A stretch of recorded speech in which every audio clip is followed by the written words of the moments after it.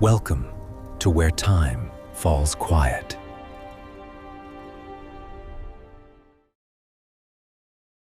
Giza's impossible precision. Who really built it? Take a moment to subscribe, so this place of calm is always here for you. What if everything you were taught about the birth of civilization was not wrong, but incomplete? What if the first cities, the first laws, the first written words were not beginnings at all, but echoes, fragments of something older, something lost, something that still whispers through the cracks in our accepted history? Hold that thought. Let it settle in your mind like sediment at the bottom of a river, because what follows will challenge the very foundation of how we understand human progress. The year is 1922. British archaeologist Leonard Woolley stands in the Mesopotamian desert, staring into a trench that has just revealed something impossible. He has been excavating the ancient Sumerian city of Ur, expecting to find the usual archaeological progression: simple pottery giving way to more complex forms, crude buildings evolving into sophisticated architecture. Instead, he finds a layer of clean, water-deposited silt stretching across the entire excavation site, nearly 3 meters thick. Above it, the unmistakable signatures of advanced civilization. Below it, the same. The flood layer sits between them like a scar in time. Woolley does what any scientist would do. He calculates. He measures the depth of the sediment, analyzes its composition, estimates the volume of water required to deposit such a layer. His conclusion is inescapable and profoundly unsettling. This was not a seasonal overflow of the Tigris and Euphrates. This was a deluge of catastrophic proportions, a wall of water that would have submerged the entire Mesopotamian plain for weeks, perhaps months. The mathematics are not gentle. They suggest an inundation so complete that anyone caught within its reach would have experienced it as the end of the world. But here is where the whisper begins to sound like a warning.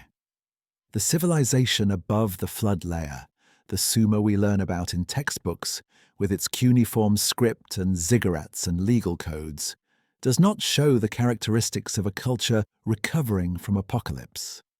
There is no primitive restart, no gradual rebuilding of lost knowledge. Instead, the archaeological record shows a civilization that appears fully formed, already literate, already urban, already possessing mathematical concepts that wouldn't be independently rediscovered for thousands of years. The pottery is sophisticated. The architecture is planned. The writing system is complete, with no evidence of the developmental stages that should precede such complexity. Imagine you are standing in the ruins of Uruk in the year 2025.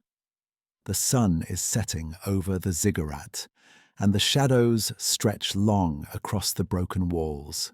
You hold in your hand a clay tablet no larger than your palm, its surface covered in wedge-shaped marks pressed into the clay when it was still soft. The tablet is an administrative document, a record of grain distribution, written in a script that contains not just words but numbers, not just counts but ratios, not just lists but categories. This tablet is over 5,000 years old, and it is not a beginner's attempt. It is the work of a professional bureaucracy. The question that should disturb your sleep is this: where is the learning curve? Every human technology shows evolution, from the first crude stone tools to refined hand axes, from simple shelters to planned structures, from pictographs to alphabets. But Sumerian civilization, according to the standard narrative, emerges around 3,300 before the Common Era, with no apparent ancestors, no visible progression. It is as if someone flipped a switch, and suddenly there were cities where there had been only villages, writing where there had been only memory, mathematics where there had been only counting. The conventional explanation invokes rapid innovation, a perfect storm of human ingenuity concentrated in a fertile river valley. But this explanation requires us to accept that a people who had supposedly never built anything larger than a mud hut could suddenly conceive and execute multi-story temples. That a culture with no tradition of record-keeping could spontaneously invent one of the most sophisticated writing systems ever developed. That mathematical concepts which took our own civilization millennia to formalize were simply intuited by farmers who had recently transitioned from nomadic life. The explanation asks us to believe in miracles of cognition, in leaps of understanding that have no parallel in the rest of human history. There is another explanation, one that the evidence suggests but that academic consensus resists with remarkable consistency. What if Sumer was not the beginning, but the continuation? What if the knowledge encoded in those clay tablets, the precision embedded in those temple foundations, the astronomical awareness reflected in their calendar systems? What if all of it was inherited, not invented? What if the people we call the first civilization were actually inheritors, preserving fragments of something that came before, something that the flood tried to erase? Consider the implications. If there was a predecessor civilization, one advanced enough to leave mathematical and architectural knowledge as its legacy, then every assumption about human progress collapses.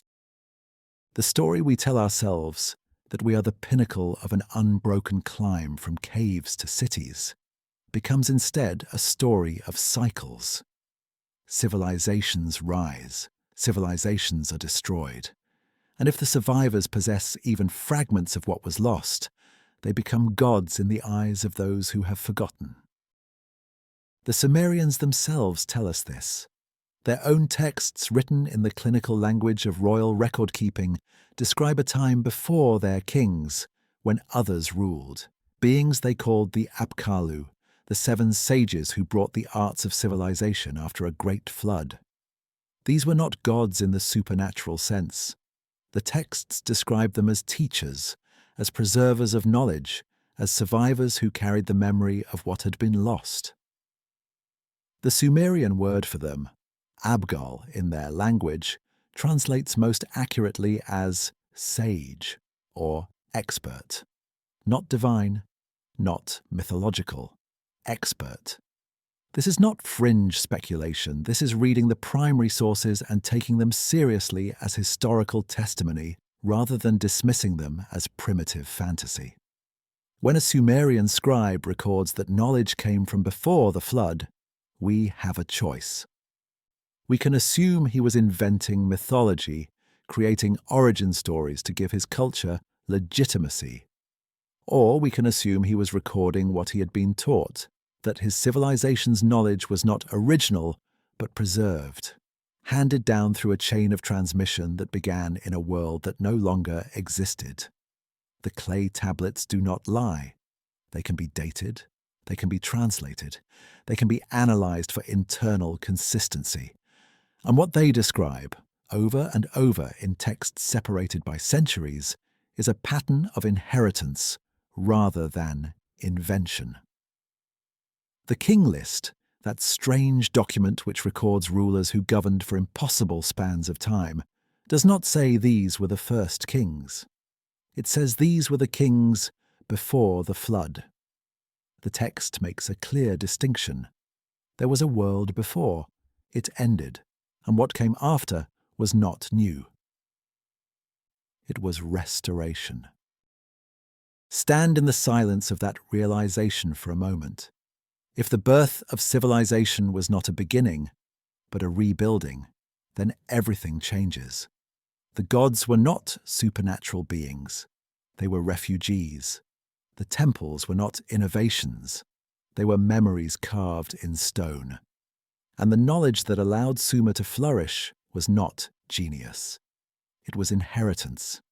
This is not the story we were told, but it may be the story the evidence has been trying to tell us all along.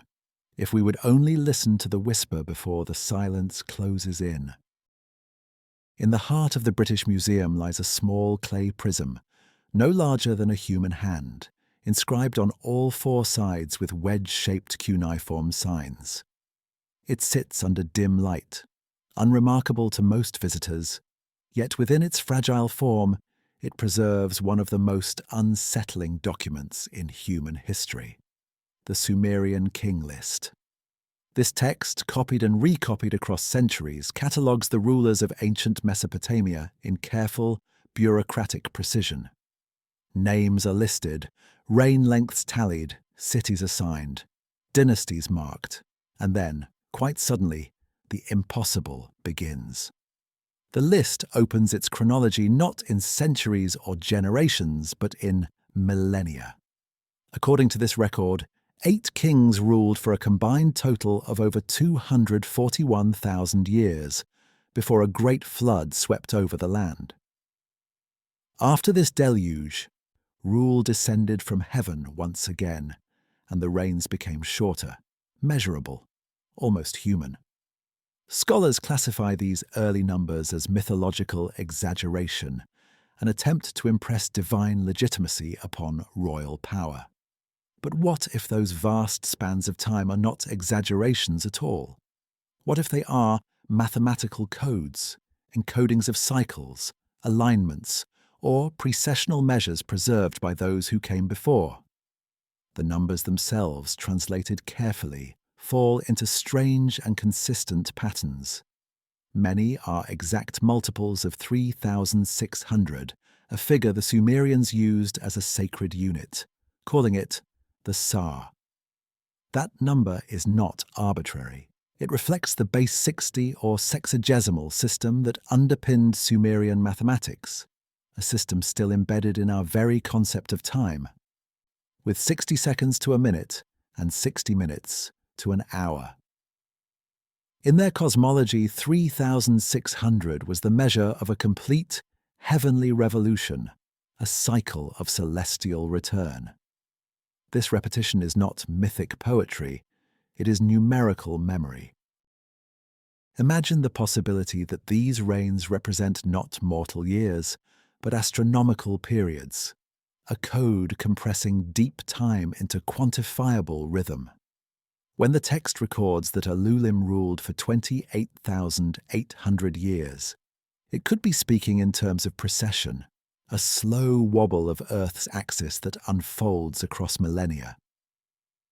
In that light, the king list ceases to be a fantasy of divine monarchy and becomes a precise astronomical archive, one whose compilers lacked the language to explain what they were copying.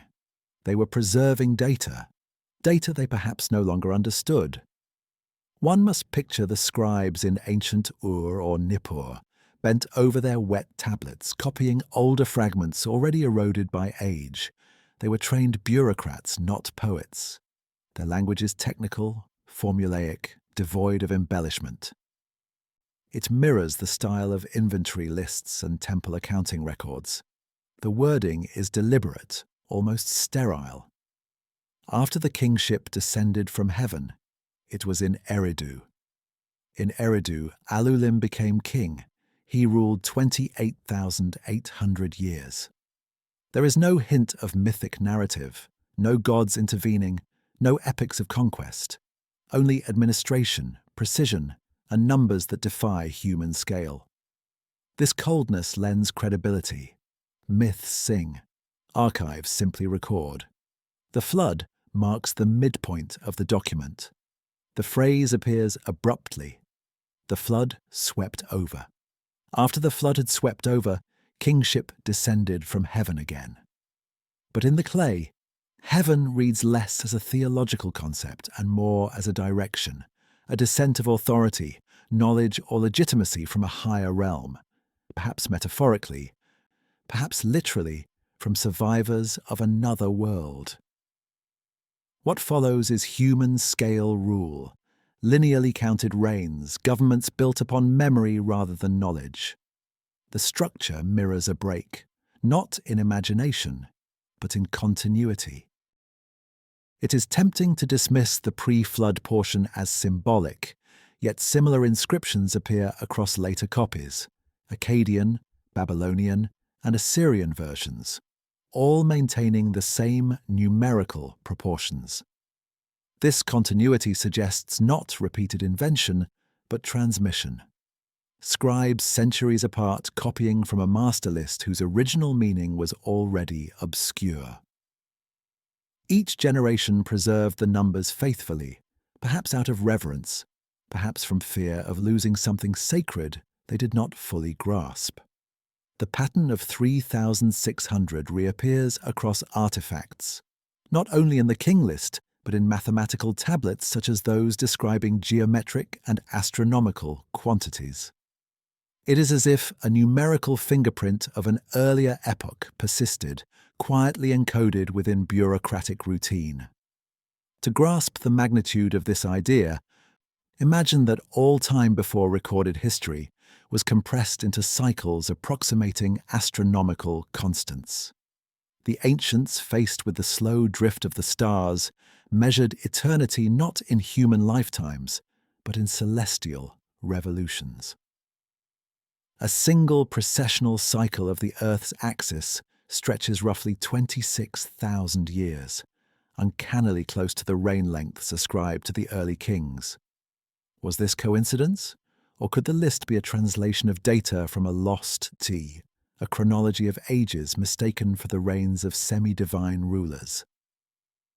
The notion of translating scientific data into mythic kingship is not far-fetched. Knowledge often survives through metaphor, especially after catastrophe.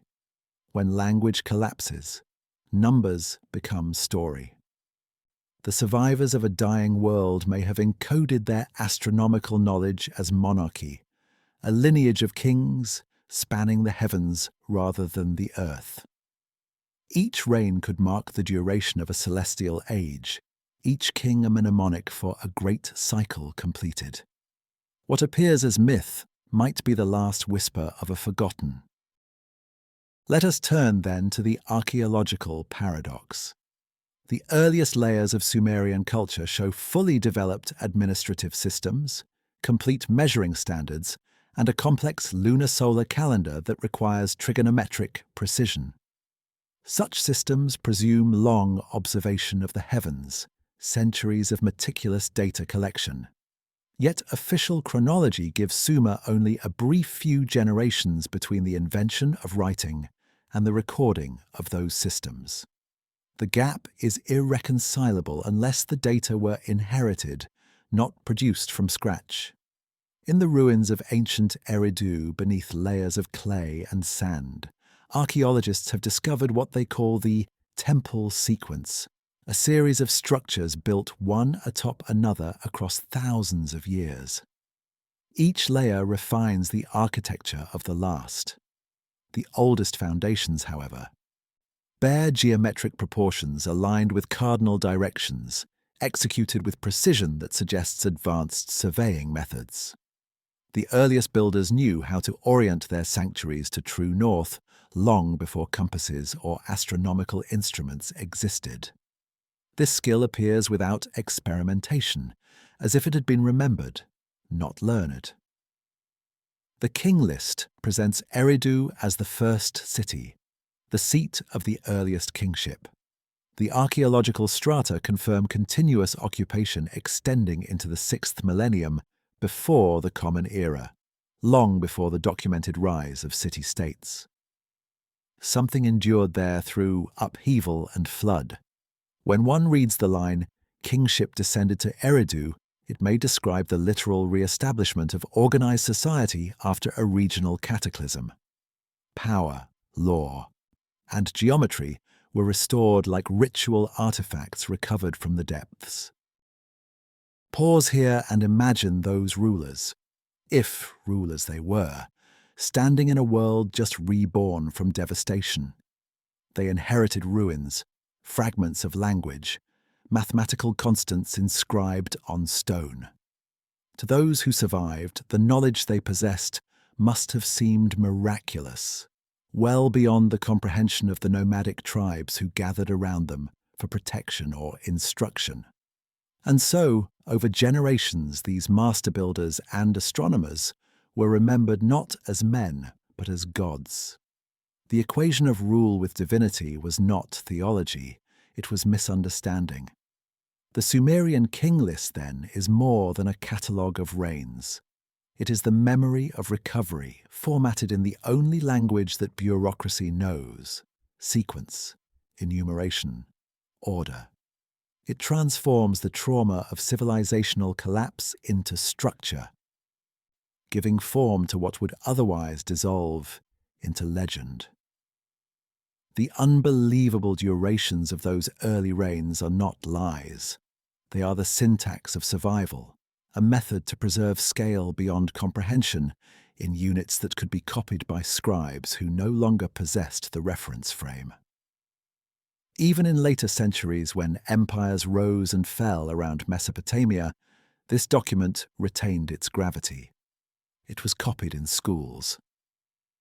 Students learned the sequence as moral and cosmic truth, that kingship must always come from beyond, that authority begins in heaven, whatever heaven once meant. The message was that civilization is not self-made. It descends always from something higher, something older. We live not in the dawn, but in the aftermath of forgotten brilliance.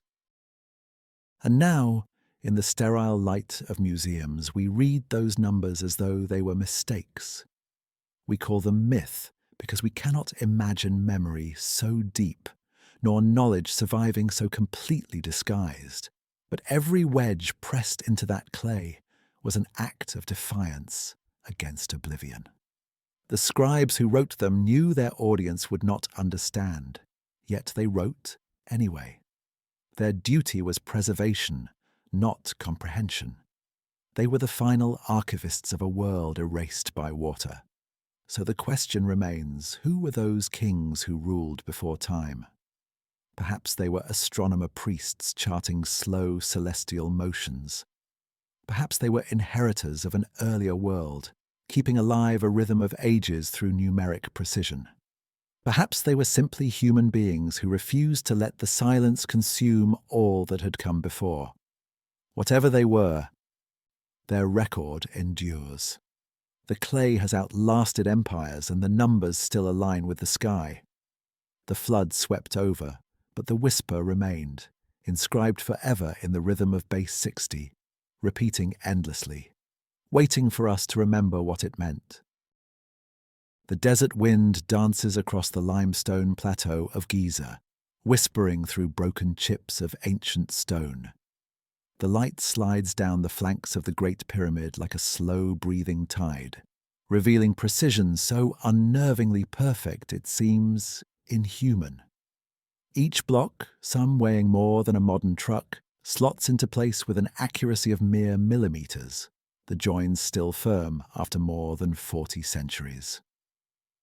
Yet the question that refuses to die is not how these stones were raised, but when and by whom.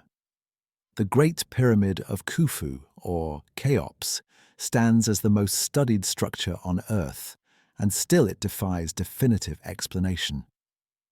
Orthodox chronology situates its construction around 26 centuries before the Common Era, within the 4th dynasty of ancient Egypt. According to this version, a Bronze Age society with copper tools, simple measurement rods, and manpower alone built a monument 30 stories tall, aligned with true north to an accuracy that modern compasses cannot replicate. The claim is uncomfortably miraculous, an architectural Big Bang, as if geometry itself descended fully formed upon the banks of the Nile. To question the timeline is not heresy, it is necessity. The stone speaks in the language of erosion, alignment and gravity, not of dynastic inscriptions. In geological terms, the sphinx that guards the pyramid complex provides the first crack in the accepted narrative. Its body, carved directly from the bedrock, bears unmistakable signs of severe water erosion, deep undulating grooves, and vertical fissures produced not by wind, but by heavy, sustained rainfall. Hydrological analysis concludes that such rainfall disappeared from Egypt's climate at least 7,000 years before Khufu's reign. The monument, therefore, predates the pharaoh it is supposed to honor by millennia. Imagine standing at dawn before the Sphinx, its stone damp with morning condensation. The smell of dust and age is tangible. The silence feels heavy, as if holding its breath. Beneath your feet, the limestone stratum curls and caves from ancient torrents, its surface remembering a time when this was not desert, but savanna. The erosion is not mythological, it is stratigraphic. The implications ripple outward like shock waves through history. Either the climate of Egypt shifted violently within recorded time without geological documentation, or the monument itself stands as inheritance from an era now erased. Architectural analysis deepens the mystery. The base of the Great Pyramid is not merely large, it is geodetically precise. Each side measures nearly 230 meters and differs from the others by less than a human hand in length. The corners align with the cardinal points of the compass, and the structure incorporates the curvature of the earth into its design, bowing subtly inward just enough to correct for optical distortion. These are not accidental refinements. They are deliberate engineering decisions that require advanced surveying, precision measurement, and mathematical abstraction. The builders did not approximate. They understood geometry as principle. How does such comprehension arise spontaneously? The earliest hieroglyphic inscriptions from the Old Kingdom depict administrators tallying livestock and measuring grain, not philosophers contemplating trigonometric ratios. Yet the pyramid's internal dimensions encode mathematical relationships between the circle and the square, symbolizing in stone the transformation of the celestial into the terrestrial, the irrational into the measurable. The ratio of the pyramid's height to the perimeter of its base approximates 2 times pi, a number not formally defined until Greek philosophers worked it out more than 2,000 years later. It seems the Egyptians inherited mathematics rather than discovered it. Inside the pyramid, the silence presses with a density equal to the stone itself. The walls of the Grand Gallery rise at 47 degrees, forming a space that amplifies even a whisper into resonance. In this silence, you can sense design beyond ritual. The acoustic properties, coupled with the spatial geometry, create harmonic frequencies measurable in hertz, aligning with those found in sacred architecture across cultures. The implication is shattering. These ancient masons were not only builders but engineers in resonance, attuned to the physics of vibration long before the language of frequency existed. Each chamber is an experiment in sound and stone. It is fashionable to attribute these feats to mystical inspiration, but a colder explanation exists: inherited. Imagine that the pyramid complex was not conceived as a tomb, but as an archive, a vault preserving geometry, seismic stability, and astronomical data through architecture rather than text. Such memory would survive cataclysm where parchment could not. The pyramid, invulnerable to erosion, earthquake, or flood, becomes a monument not to death but to continuity. It is civilization's stone hard drive, storing alignment, proportion, and orientation for a world that would one day need to rebuild. Let us shift from architecture to astronomy. The Great Pyramid's north-south axis aligns almost perfectly with the true cardinal directions. Not magnetic north, which drifts, but true astronomical north defined by the continual motion of the stars.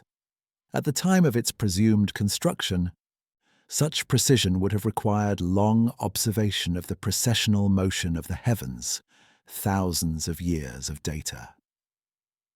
This cycle, roughly 26,000 years long, measures the slow wobble of Earth's axis. To align a building so accurately would demand records extending far beyond any dynasty's lifetime. Does this sound like invention or preservation? Imagine the builders working not with guesswork but with inherited algorithms, formulae memorized long after their origin forgotten. Their tools might have been simple, but their methods encoded principles of geometry that transcend material technology.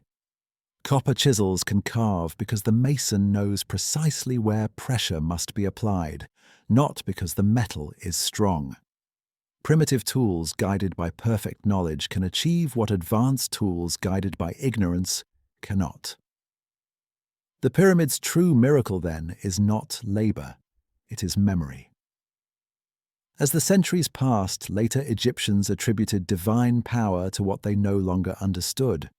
They called the builders the followers of Horus, a lineage that predated the pharaohs themselves. Temples from later periods depict these beings as semi-divine figures, carrying instruments of measurement, rods, cords, and compasses, rather than weapons. They were architects of order, bringers of proportion.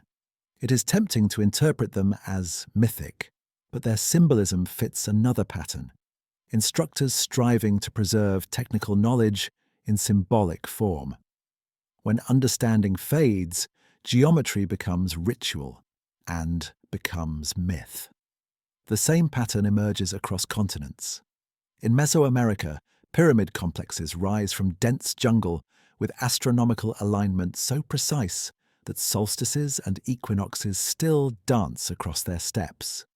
In Anatolia, the ruins of Göbekli Tepe predate agriculture itself, yet display advanced stone reliefs and geometric planning. Across the world, structures appear out of sequence, architecture without apprenticeship, knowledge without lineage. This global synchrony cannot be coincidence. It is the signature of survivors disseminating fragments of instruction to world regions once connected by disaster.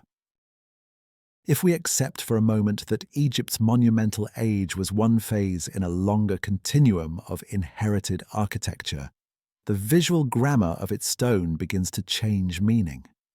The pyramid becomes less a tomb and more a theorem, a petrified equation linking heaven, earth, and time. The placement of the three pyramids of Giza, aligned with the belt of Orion, is not aesthetic imitation, but a coordinate, a fixed point embedded in Earth's geography to mark a celestial correspondence. The builders encoded astronomy in topology, translating the sky into stone. That level of abstraction does not emerge from agrarian invention. It is restoration of pre-existing knowledge. What happens then if we approach these structures as deliberate repositories of coded information? The dimensions of the Great Pyramid may be expressing not religious metaphor, but constants of the natural world. In its slope angle and base ratio lie harmonic relationships found in planetary orbits, tidal shifts, and even Earth's radius. The pyramid thus records in immutable form the cosmic order as experienced by those who knew cycles of destruction were inevitable. It is a message carved in geometry for whoever might rebuild the next world order. At some point in its long life, the language of stone was forgotten. Later, dynasties stripped the casing stones, mined the temples, and transformed symbols into superstition. What remained was the husk of knowledge, the form without the formula. The worshippers of later eras approached the monuments as houses of the gods, unaware that the gods themselves may once have been mathematicians, engineers, and astronomers safeguarding human continuity through architecture. We inherited their scaffolding but lost their meaning. Pause and consider the paradox. A civilization remembered for its obsession with death may have achieved immortality through architecture, precisely because it was preserving life's memory. Each block whispers data disguised as devotion, proportion masked as piety. Even the hieroglyph for architect contains elements of divinity, merging sacred and technical mastery. The pyramid's endurance suggests it was never meant merely to glorify the dead, but to instruct the living, an eternal classroom of stone waiting for us to remember the language of its equations. And now, in our age of concrete and steel, the lesson still resonates. We believe ourselves modern, yet our monuments crumble after mere centuries. The Great Pyramid remains intact, its geometry stable, its message encrypted in plain sight. If the ancients inherited from a world before catastrophe, then we, too, are inheritors of inheritance, custodians of an unfinished relay. What we build reflects what we remember. The silence inside the pyramid is not the stillness of death. It is the pause before comprehension, the breath before rediscovery. Stand again at Giza in your mind, sunlight bleeding gold over immense angles, wind carrying desert sands that have seen every empire rise and fall. Realize that this structure, paradoxically older than its builders and younger than its meaning, might be the last testament of a vanished world. And then you may understand why the ancients called Pharaoh a god, not because he controlled life and death, but because he carried, however dimly, the blueprint of eternity. Civilization was not born here, it was remembered here. The pyramid does not commemorate the beginning of construction, it commemorates the survival of knowledge itself. Across the ancient world, a single story repeats with haunting consistency. From the mountains of Anatolia to the valleys of Mesopotamia, from the myths of Mesoamerica to the chants of Polynesia, every culture remembers a time when the sky fell and the waters rose. It was not symbolic purification, it was obliteration. A planet once stable turned against itself, and the survivors, those who clung to mountaintops or vessels of improbable endurance, became the founders of new beginnings, the keepers of memory, the so-called gods.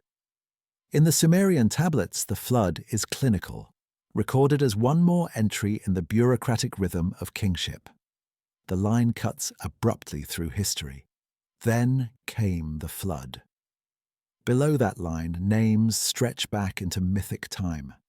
Above it, human history begins. The archaeological record mirrors this textual boundary. Beneath layers of urban remains at sites like Shurupak and Ur lay deposits of fine silt several meters thick, clean, uniform, laid down by standing water. They are followed immediately by signs of reoccupation, rebuilt houses, re-emerging city grids, complex administration. The evidence is stratigraphic, not poetic. Civilization did not begin after the flood. It resumed. Geologists call these layers event horizons, moments where natural catastrophe wipes clean the sedimentary memory of the Earth. The flood stratum in Mesopotamia is one such horizon extending for hundreds of kilometers across the plain, consistent in depth and composition. This was no local disaster. Sediment analysis reveals a massive influx of riverine and marine materials deposited together, suggesting the mingling of freshwater and saltwater sources. Whatever caused it overwhelmed both land and sea. The ancient scribes, seeing their world drowned, called it the judgment of the gods. We, reading the same event in the rock, call it hydrological convergence. Imagine watching the horizon vanish under an advancing wall of water. The roar would be low and endless, the kind of sound that replaces thought with pure instinct. In that moment, concepts like empire or genealogy dissolve. Only memory survives. For those few who endured, the flood became the temporal reset of humanity. Every narrative that followed of gods descending, kings arising, and cities reborn began in the silence after the waters receded. The flood was not metaphorical, it was foundational. The Mesopotamian accounts are the earliest written witnesses, but the memory extends farther, deeper. In Egypt, the priests of Heliopolis spoke of a primordial deluge that engulfed the world before the first dynasty, after which the god Atum rose from the waters to remake creation. In Greece, Deucalion built an ark to survive the drowning of a corrupt age. In India, Manu is warned by a fish and carries the seeds of all living beings upon his vessel. In the Americas, the Maya tell of worlds destroyed by water and renewed by survivors guided by the stars. The pattern is not cultural diffusion, it is universal recollection. Disparate cultures separated by oceans remember the same fear, the same silence, the same beginning. For modern minds, such concordance demands geology rather than theology. And indeed, the geological record offers abundant evidence of catastrophic flooding events near the end of the last ice age. As glaciers melted, sea levels surged over 100 meters, inundating coastal plains that had supported early settlements. In regions like the Black Sea Basin, abrupt influx of ocean water transformed freshwater lakes into marine expanses overnight. Shorelines retreated rapidly, erasing cities, farmlands, and mythological Edens alike. The ripple effect of population migrations birthed new cultures, carrying tales of a world drowned. The flood myths may be the ancestral trauma of global memory. Yet there is something uncanny in how the ancient narratives preserve technical detail. Some mention constellations shifting, suns darkened, and stars veiled behind tempest. Others record measurements of the arc, the duration of rainfall, or the sequence of celestial movements that preceded the deluge. These are not random embellishments. They correspond to observable astronomical events, such as the rapid warming known to modern as the Younger Dryas termination, an era when climatic chaos transformed the Earth within mere centuries. The ancients did not imagine apocalypse. They documented it as best they could. Within Mesopotamian tradition, the flood is always followed by transmission. The god or sage who survives becomes teacher, lawgiver, astronomer. The survivor of the Sumerian version, Ziusudra, receives instructions to rebuild not only life, but knowledge, to measure, to record, to remember. The story's emphasis is not divine punishment, but continuity, the preservation of order through informed reconstruction. This pattern aligns eerily with the archaeological record, which shows the re-establishment of urban centers and writing systems soon after the flood layers. Civilization returned quickly, almost suspiciously quickly, as if the knowledge required was not rediscovered, but retained. The flood, then, was not merely destruction, it was filtration. Those who survived carried with them the distilled memory of an older world, the tools, formulas, and astronomical references necessary to start again.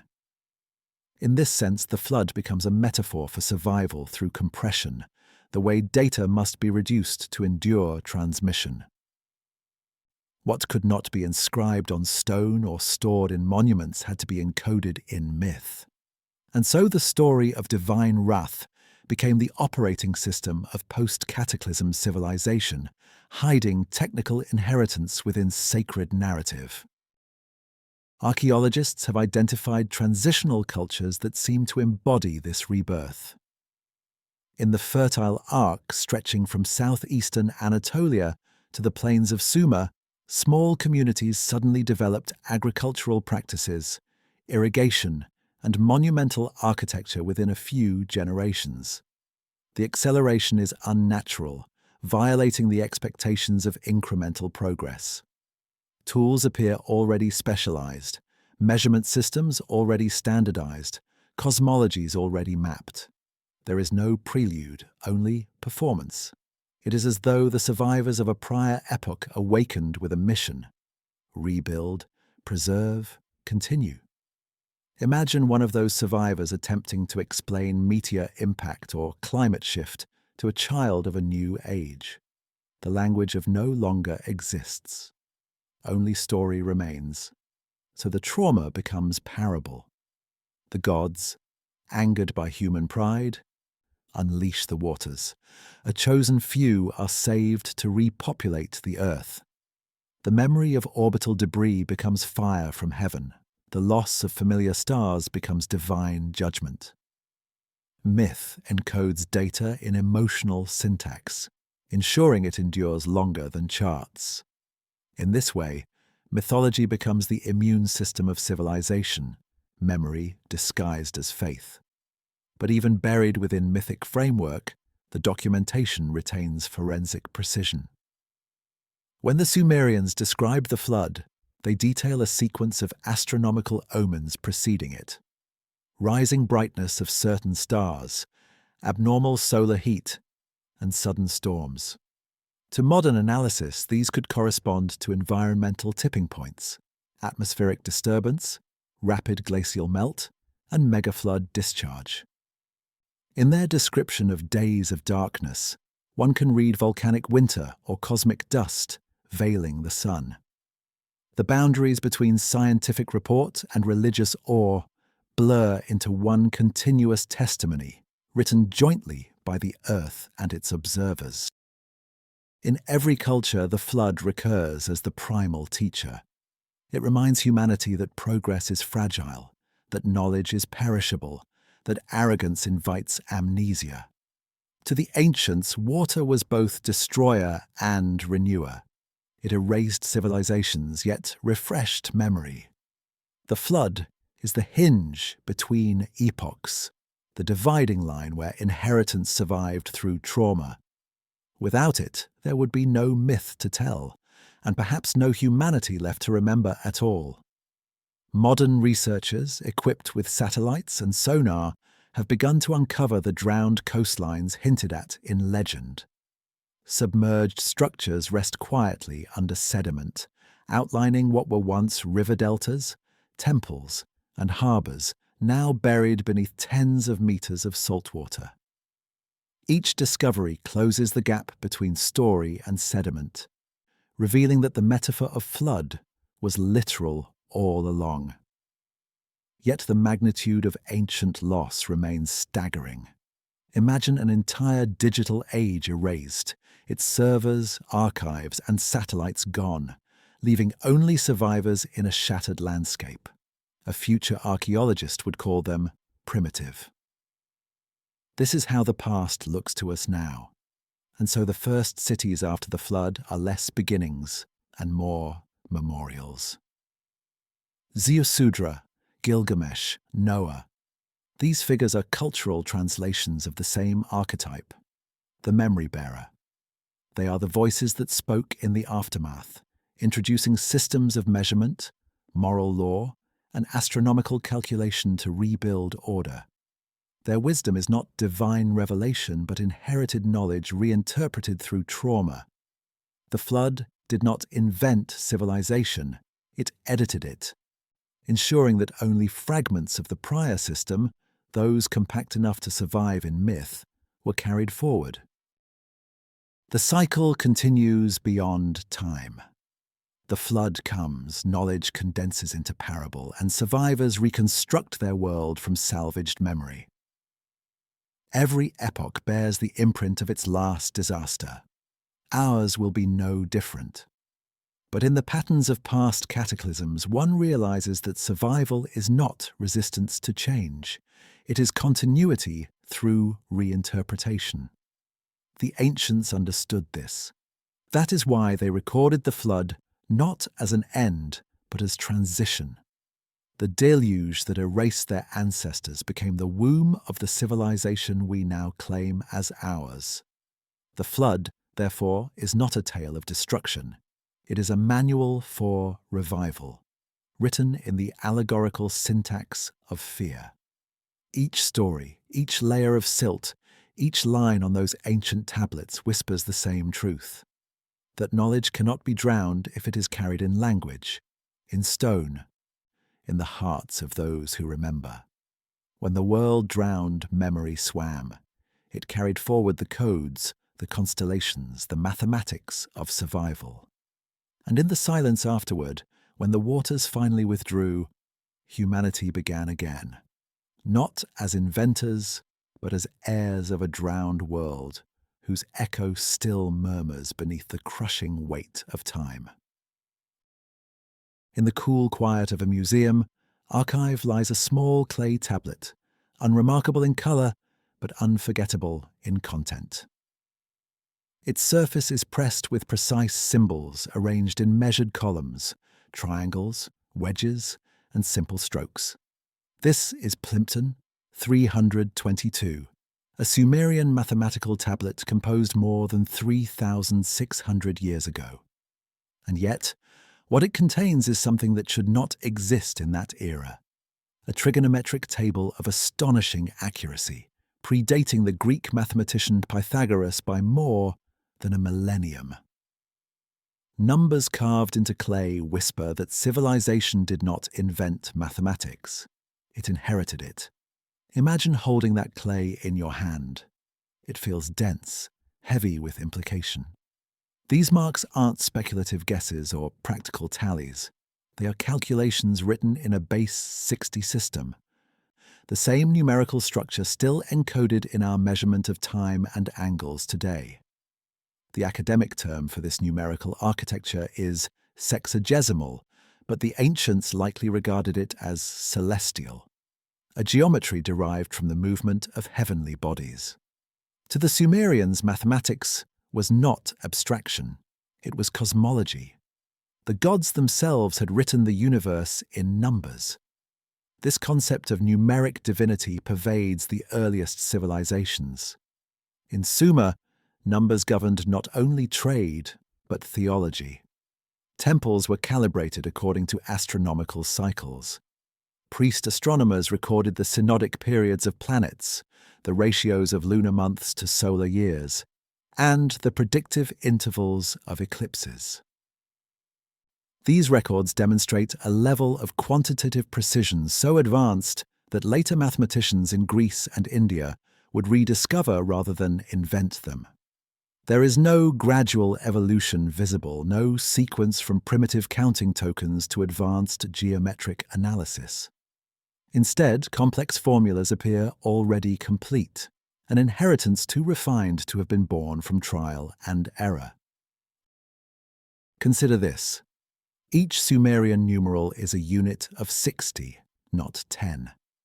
Their calendar divides the circle into 360 degrees, each degree into 60 minutes, and each minute into 60 seconds, an exact reflection of the celestial. This system presupposes long-term astronomical observation and an understanding of ratios aligning with harmonics found in planetary cycles.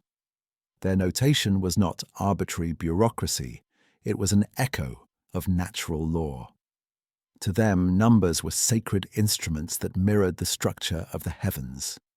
They measured divinity, not grain. The Sumerians called this language of numbers me, divine decrees or fundamental principles by which the cosmos maintained order. Geometry, law, time, and music all belong to the same numeric continuum. The multiplicities of 60 were not convenience. They were doctrine.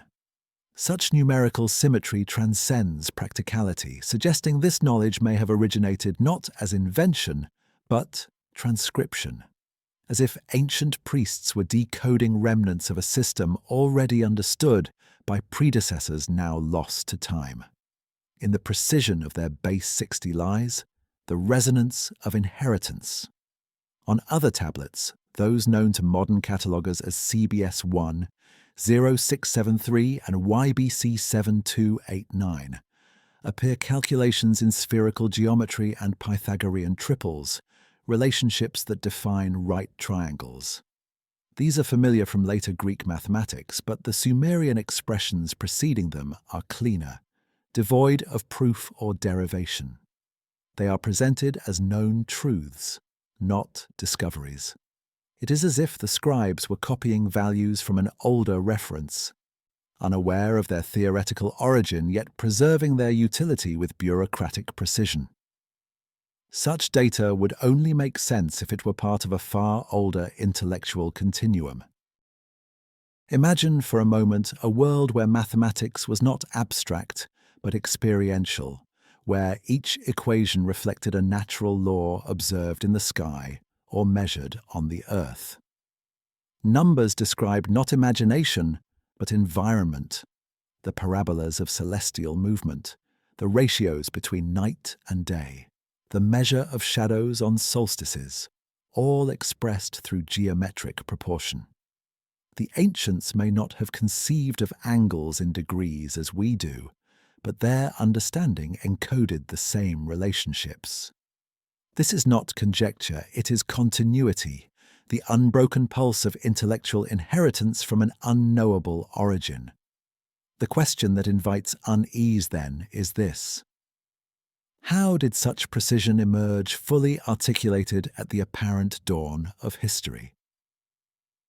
To accept that mathematical systems of this complexity were invented spontaneously in Sumer is to accept coincidence on a scale beyond reason. The alternative, though unsettling, fits the evidence more comfortably that there existed before Sumer a culture capable of observing, categorizing, and encoding the universe with scientific discipline, a civilization whose knowledge survived only in fragments of clay and temple alignment. The gods who gave numbers to mankind may have been the last scientists of a dying world. Mathematics, after all, is memory disguised as logic. It holds no emotion, yet it preserves sequence, proportion, and cause, the skeleton of reality. The transmission of mathematical knowledge across cataclysms would ensure survival not through myth, but through formula. Where languages fail and religions fracture, ratios endure.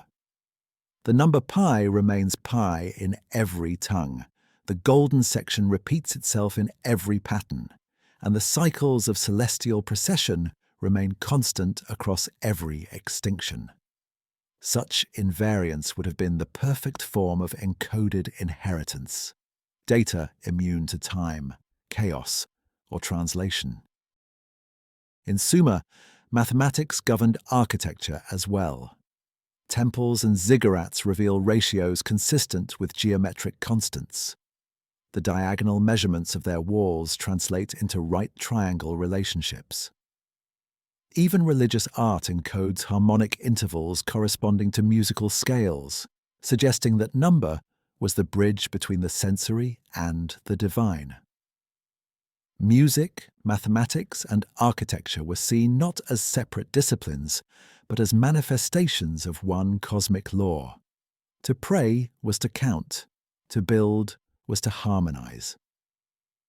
The line between religion and did not exist because both were expressions of inherited knowledge, a theology of measurement. When we examine these patterns today, we call them coincidence or intuitive design, yet the consistency across continents hints otherwise. The same ratios found in Mesopotamian temples appear in Egyptian pyramids, in megalithic stone circles of Britain, in the ruins of Mesoamerica. How could disparate cultures separated by oceans and millennia converge on the same mathematical symmetries?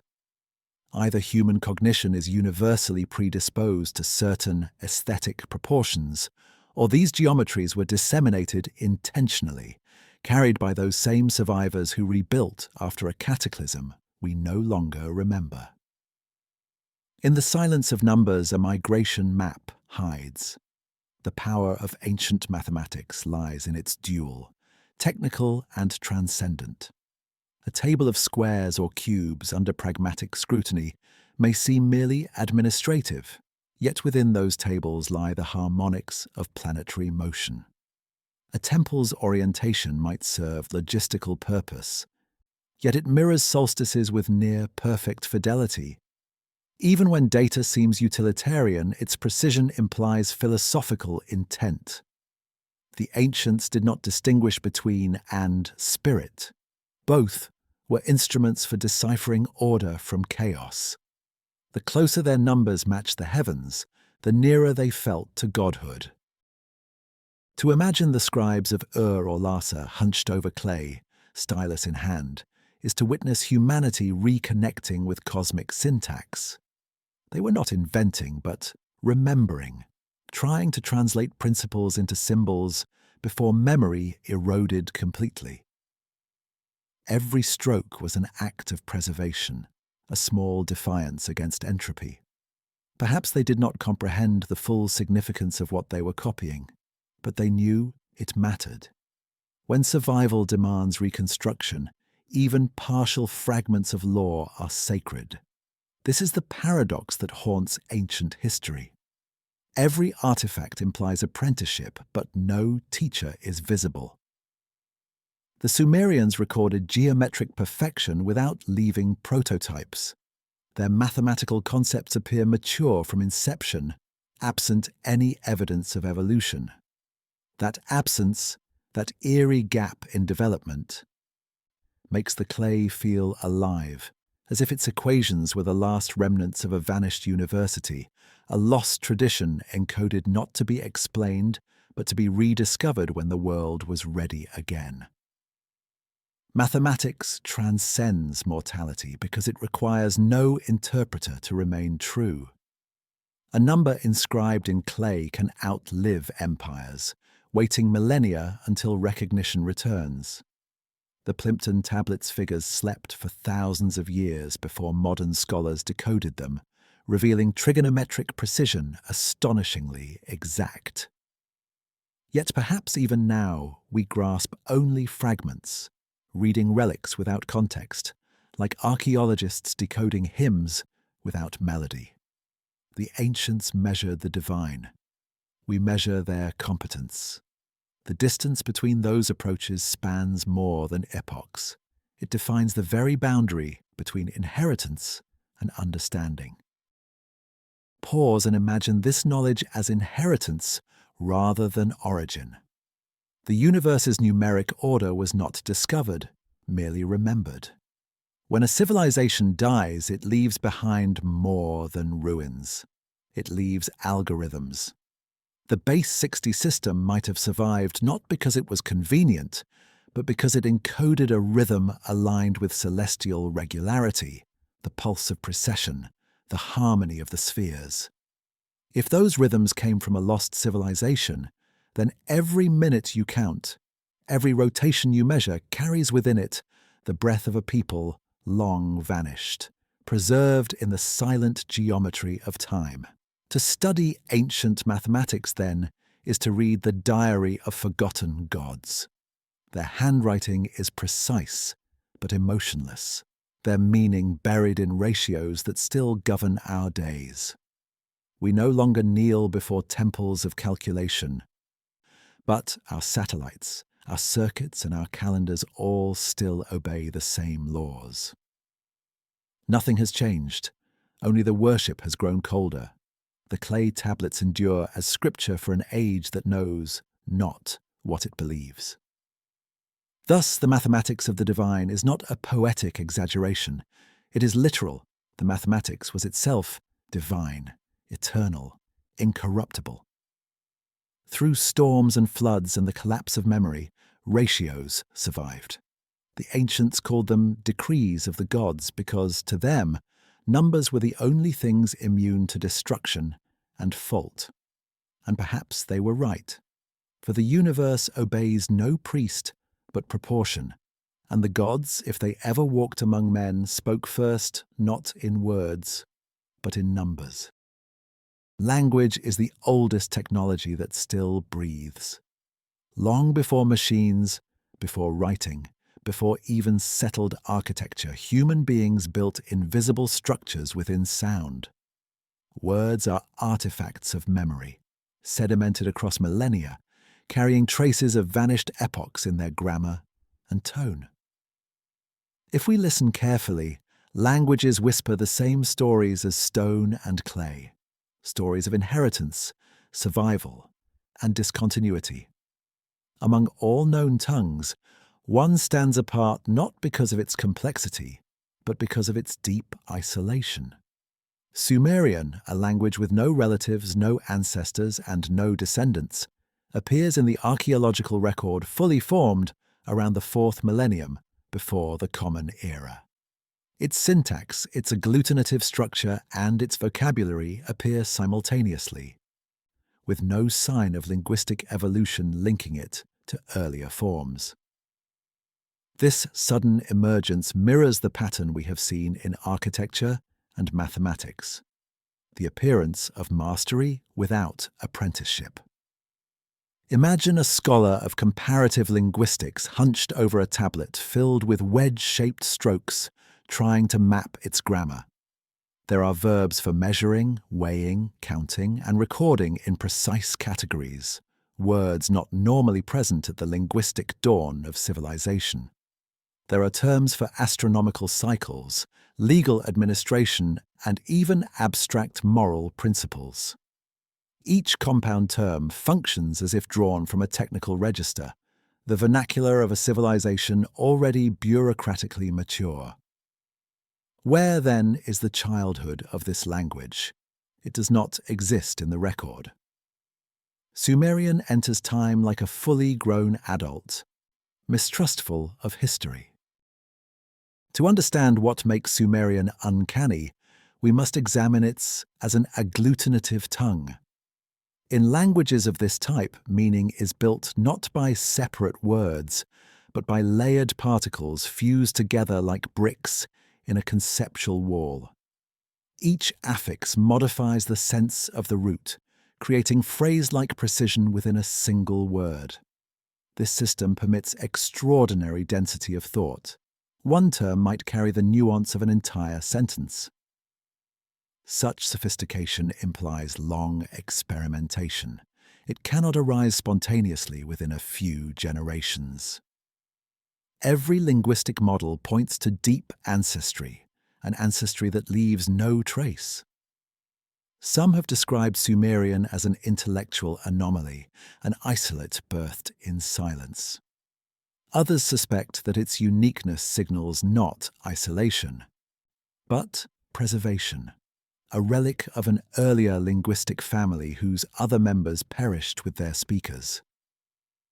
If Sumerian survived through cultural or geographic refuge, it would represent the last surviving voice of a pre-Diluvian tongue, one that endured when others drowned in both flood and forgetfulness. In this view, Sumerian is not the first language of civilization. It is the final survivor of a world that knew words long before the first cities rose. Archaeological evidence supports this hypothesis indirectly. The earliest Sumerian tablets display a writing system already developed into complexity. Hundreds of signs, standardized conventions, and specialized terms. The earliest economic records use determinatives, semantic classifiers, that distinguish between metals, grains, celestial bodies, and deities. That level of lexical sophistication presupposes centuries of linguistic refinement. The entire apparatus of linguistic formalization, from grammar to specialized vocabulary, appears as inheritance, not innovation. Imagine hearing Sumerian spoken aloud beneath the flicker of oil lamps. Its rhythm is slow, layered, and almost modular, as if each phrase were a machine built from delicate parts. To the untrained ear, it would sound both alien and mathematical, every word weighted with grammatical harmony. Linguists often note that Sumerian verbs encode entire relational systems: subject, object, action, and context, compressed into syllables. The language behaves like an algorithm, a computational system designed not only to communicate, but to organize knowledge. And perhaps that is precisely what it was. The Sumerians referred to their written language as emegi, the noble tongue, and to themselves as the black-headed people. To them, language carried divine origin, bestowed by gods known as the Anuna, who decreed order through speech. In their myths, the act of naming brought stability to chaos, transforming the unformed into the measurable. The power of command lay within articulation. To speak correctly was to reconstruct creation in miniature. Thus, linguistic purity was a form of cosmic remembrance. Consider this peculiar consistency. Every culture with written language ascribes divine agency to its origin. The Egyptians claimed writing was given by Thoth, the Mesopotamians by Enki, the Hebrews by a god who spoke worlds into being. Across the ocean, the Maya recited verses in which the gods spoke humans into existence through language. Why would vastly separated peoples share this conviction unless language itself was regarded as an inheritance rather than an invention, something remembered, not discovered? The earliest Sumerian grammatical guides found in temple schools called edubas read almost like codebooks designed to train scribes in translation. They pair Sumerian and Akkadian equivalents, suggesting an already fading tongue being taught as a sacred language. Within only a few centuries, Sumerian ceased to be spoken in daily life, but endured as a liturgical medium, the same fate that later befell Latin or Sanskrit. It was preserved not for utility, but for sanctity, as if those who knew it recognized its age and feared to let it die. When a language is revered beyond its communicative function, it transcends time. It becomes a vault of heritage. Linguistic analysis reveals other anomalies. Sumerian possesses a disproportionate number of technical and administrative terms compared to words for animal species or natural phenomena.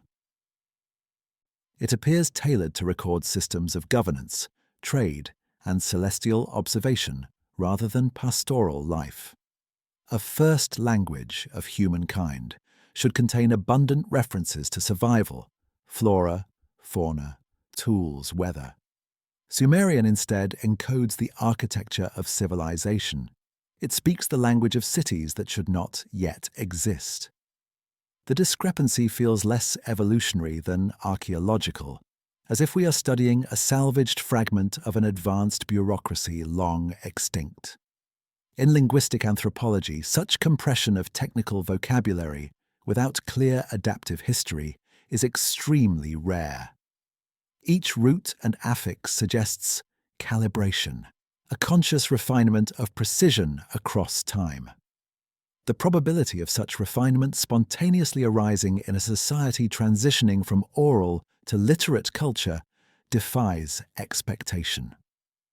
Where did these grammars of measurement and decree come from? Linguistic evolution demands patterns of trial and redundancy, but Sumerian presents none. Its lexicon arrives pre-polished, as though transcribed from a forgotten library. Every language carries a worldview, and the worldview of Sumerian is profoundly procedural. It defines action in chains of dependency rather than isolated verbs. Its syntax emphasizes cause and consequence, action and response, as if to encode process over emotion. Such structuring betrays a mind accustomed to systems, administration, engineering, astronomy, domains of human organization that require logic, hierarchy, and precision. The soul of the language reflects the structure of a world that thought in columns, inventories, and laws, and yet, for all its discipline, Sumerian is pulsing with mystery. Scholars attempting to trace its roots beyond Mesopotamia find silence. No linguistic relatives survive, not in the Caucasus, not in Anatolia, not in the vast deserts beyond Iran. The branches have all been cut, only the trunk remains. This isolation is more than historical accident. It suggests devastation, a break so complete that an entire linguistic family vanished. The flood that erased cities may have drowned the tongues that built them, leaving only this one survivor stranded in the delta of time. Perhaps that is why Sumerian feels less like language and more like message. Its extinction as a spoken tongue did not extinguish its energy. It lingered in ritual and record until others could rediscover fragments of its structure. Modern linguists decoding its grammar experience the uncanny echo of our predecessors, the sense of deciphering not merely human invention, but inherited intelligence. To study it is to tune into an ancient frequency, one that belonged to minds molded by catastrophe, for whom each word was both tool and memorial. Language, unlike architecture or mathematics, is intimate. It is not carved in stone, but in breath, fragile and transient. Its survival depends on continuity of voice, on one generation teaching another without interruption. That Sumerian persisted long enough to be written means that someone guarded it through collapse, maintaining an oral lineage when the rest of their world disintegrated. Each word pressed into clay represents not only knowledge, but tenacity, the determination of survivors to make their memory indestructible. If we listen carefully, every isolate language on Earth murmurs similar defiance. Basque in the Pyrenees, Ainu in Hokkaido, Burushaski in the Himalayas, these tongues too lack family. They stand as orphaned codes of forgotten civilizations, the remnants of lost linguistic lineages unbroken only by stubborn human continuity. Each is a time capsule, a survivor of some unrecorded destruction. Sumerian was simply the first to write itself down and look mortality in the eye. When we speak today, we are repeating ancient strategies of survival. Our grammar, our metaphors, our arithmetic of thought, all descend from those who refused oblivion. The words you utter contain roots older than your ancestors' bones. Each syllable is an unbroken chain reaching back to the ones who survived the flood, the famine, the fire. In every language, the gods still speak, through whispers of syntax, through patterns of memory, through the persistence of meaning carried across extinction. Sumerian's ghost persists not in speech, but in structure. Every legal code, every alphabetic script, every mathematical notation owes a silent debt to its grammar of survival. It was the first to prove that knowledge could outlive the body, that language could bridge death. The people who spoke it may have vanished, but their voice remains encoded in the systems we still use to measure truth. Their last words, pressed into clay, form humanity's first sentence. We remember. And if we continue to listen, perhaps we always will. Inside the nucleus of every living cell lies a record older than myth, older than the first spoken word. It is a script written not on clay, but in biology, a molecular archive of survival and extinction encoded in spiraling chains of nucleotides. DNA does not simply record ancestry, it preserves memory. Within its repeating sequences lie echoes of drought, fire, famine, and flood. Every cell that lives today carries the story of catastrophe written in its syntax. Modern genetic research has uncovered something astonishing. When scientists mapped the human genome across populations, they discovered patterns known as bottlenecks, points in prehistory where humanity's genetic diversity collapsed to a sliver of what it once was. It is as if the species had been reduced to a handful of survivors before expanding again. These narrow passages in our genetic lineages are fingerprints of disaster. They mark the moments when human life nearly ended but did not. Imagine the immensity of that silence, the countless voices that dwindled until only a few remained. Thousands of years later, their descendants populate the Earth, still carrying the biological memory of those who vanished.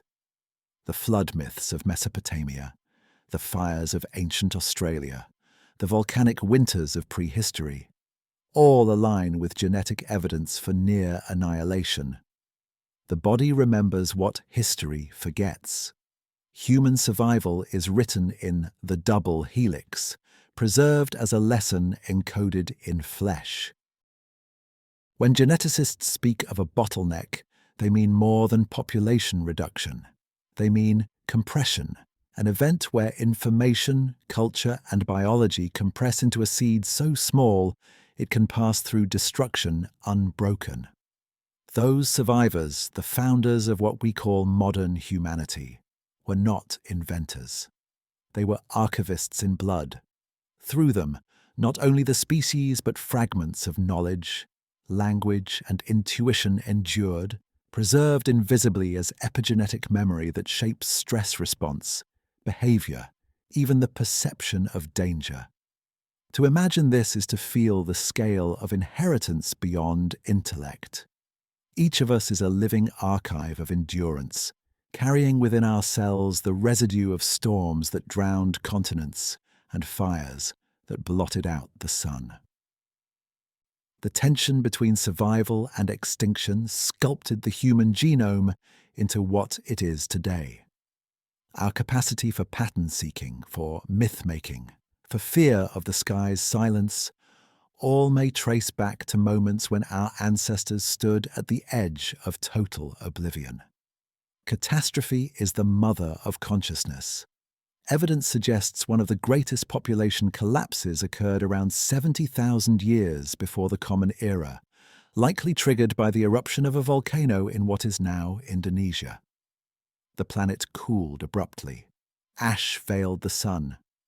Global ecosystems faltered, and humanity's numbers dwindled to perhaps a few thousand. Yet, from that near extinction arose resilience, a sharpened communication instinct, a drive to share memory, to warn, to teach. The catastrophe did not destroy humanity, it defined it. The impulse to preserve knowledge began as an instinctive genetic response to loss. Across subsequent millennia, smaller collapses followed. Climate oscillations brought recurring patterns of drought and flood. Ice receded and returned. Each pulse left a mark in the mitochondrial DNA, the matrilineal thread that connects all humans to a single ancestral mother. She is not a symbol but a statistical reality, a bottleneck embodied in a person. Her existence proves continuity through annihilation. To carry her genome today is to participate in an unbroken lineage stretching through catastrophe into memory. The parallel between genetic bottlenecks and civilizational collapse is more than coincidence. Just as life contracts and expands, so too do cultures. Civilizations flourish, collapse, and re-emerge, each time narrower, more refined, carrying fragments of what came before. The antique mathematicians of Sumer, the astronomers of Egypt, the stone designers of Anatolia, all might represent cultural bottlenecks, preservers of latent inheritance from cycles we cannot yet count. The pattern is fractal, biological, historical, and cosmic. In population genetics, certain genes activate in response to environmental trauma and then deactivate in descendant generations, but not totally. The record remains dormant but retrievable, a biological scar remembering the cause long after the wound has healed. So perhaps myth functions the same way, as collective genomic language, the psyche's mechanism for recording what the genome cannot express in words. The memory of catastrophe becomes story. The story becomes ritual, the ritual becomes culture. Through these redundancies, survival becomes permanent. Picture a female survivor standing on a barren shore as the last storm fades. Around her lie the ruins of everything that once was. The air is heavy with ash, the ocean with memory. She carries a handful of seeds, a voice, and within her, the code of the world. When her children are born, their cells will contain more than blood. They will contain the instinct to avoid floodplains, the reflex to fear lightning, the urge to build tall and write enduring symbols in clay. Evolution does not only sculpt the body, it engraves remembrance into behavior. Even animals seem to recall older destructions in their migration patterns, sensing atmospheric pressure or magnetic fields long before instruments detect storms. Their navigation is survival through repetition, guided by memory older than perception. Humans differ only in degree. Our instruments are language, myth, and architecture. The genes remember heat and scarcity. The culture translates that into morality and caution. Over time, survival hardens into tradition, and tradition becomes sacred law, the biological turned metaphysical. When we read the Sumerian flood story, we are reading genetic trauma-made narrative. Each version of the myth, whether from Mesopotamia, India, or Greece, contains an uncanny fidelity to geological sequence: rain, darkness, silence, renewal. This pattern is so consistent it functions like DNA transcription. Civilization itself may replicate this template unconsciously, compressing experience into symbolic sequences that ensure transmission. The human mind, evolved from survival, is engineered to narrate catastrophe as a mechanism of instruction. But what does this mean for us now, in an age where extinction again whispers at the threshold of the possible? It suggests that memory is not confined to books, temples, or databases. It resides in the body, transmitted through every generation as instinctive knowledge, what ancient texts called wisdom. The trembling we feel before a storm, the fascination with apocalypse in our stories, the simultaneous dread and wonder before images of planetary fragility, all are expressions of the same programmed memory. The body recognizes patterns that intellect ignores. Genetic continuity is both comfort and warning. Comfort because it proves our endurance. Warning because it reminds us that collapse is cyclical. We have passed through narrowing after narrowing, each one pruning what we could not preserve. Our technology may preserve data, but only life preserves meaning. Long after our machines fall silent, the DNA of survivors will still carry traces of our anxieties, ensuring the instinct to rebuild endures. The next civilization will remember us not through archaeology, but through biology. Epigenetics, the of inherited cellular response, provides a vocabulary for this unspoken knowledge. Environmental conditions, scarcity, and trauma can imprint gene expression, passing adaptive advantage, or the echo of fear, to successive generations. If catastrophe carved the first human consciousness, epigenetic inheritance ensured it would never fade. Every shiver before thunder, every reverence for mountains or refusal to settle on coasts is the body's poetry, the genome singing its oldest lullaby. Remember water, remember fire. Humanity's genius has always been its capacity to abstract memory into form. The equations of ancient astronomers, the myths of survivors, the genetic codes of modern scientists, all are languages of the same truth. Survival depends on recollection. The gods of old were never supernatural. They were ancestors elevated into symbols of continuation, genetic archetypes of memory reimagined as deities.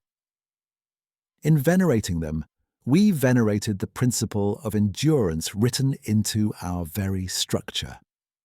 So when we speak of a lost civilization, perhaps we are really speaking of ourselves in prior forms. The continuity from genome to myth to monument proves that nothing lost is wholly gone. It is merely dormant, waiting for conditions to re-emerge. Catastrophe in this sense is not an ending but the opening of a new archive. The floodwaters recede, the ash settles, and the next generation carries forward what cannot die, the memory of survival embedded in blood and story alike. Every heartbeat is a syllable in this ongoing chronicle. The human genome, like a hidden scripture, continues to write, revising itself through each encounter with chaos. And as long as a single descendant remains, the story continues, rewritten but unbroken. The gods of the past were never immortal beings watching from the sky. They were genetic witnesses of prior extinction, half remembered through the lens of myth. To survive is to become divine by default. Our DNA does not speak in words, yet we are its language. Every generation articulates what the genome cannot say directly, the terror of losing everything and the will to begin again. We are both the myth and its continuation. As long as memory persists, catastrophe can never finish the story.